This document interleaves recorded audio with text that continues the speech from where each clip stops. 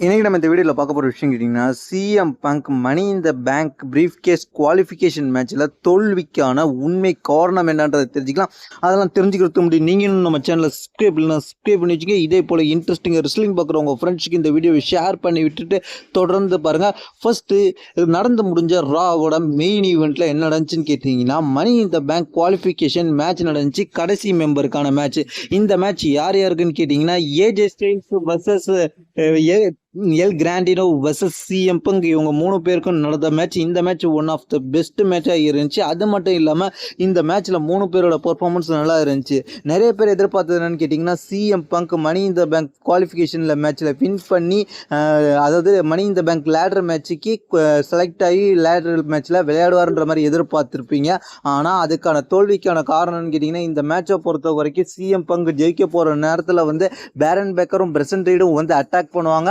Attack பண்ணாலும் அவங்களுக்கு CM பங்கு ஹெல்ப் பண்ணுற விதமாக செமிசைனும் ஜேஇஸும் வருவாங்க.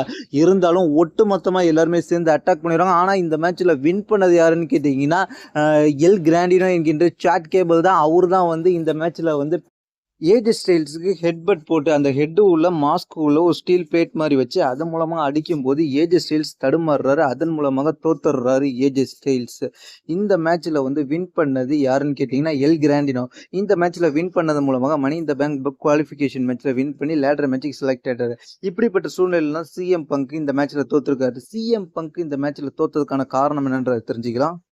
மிக முக்கிய காரணமாக சொல்லப்படுகிறது, சிஎம் பங்குக்கு சாம்பியன் ஆகுறதுக்கு வேற வழி இருக்கு. அது மட்டும் இல்லாமல் சிஎம் பங்க் மணி இந்த பேங்க் பிரீஃப் கேஸ் வெல்லாததற்கு மெயின் காரணம் என்னன்னு கேட்டிங்கன்னா, இந்த தடவை வந்து மணி இந்த பேங்க் பிரீஃப் கேஸை வெளில போகிறது புதுசாக ஒரு ஆளாக இருக்க போகுதுன்ற மாதிரி இப்போ தகவல் வந்துகிட்டு இருக்கு. அது யாருன்ற நம்ம ப்ரீவியஸ் வீடியோலாம் பார்த்தா உங்களுக்கு தெரியும். அது மட்டும் இல்லாமல் இந்த மணி இந்த பேங்க் சிஎம் பங்க் வெல்லாததுக்கு முக்கியமான காரணம், ஏற்கனவே 2 முறை தொடர்ச்சியாக சிஎம் பங்க் மணி இந்த பேங்க் பிரீஃப் கேஸை வின் பண்ணியிருக்காரு.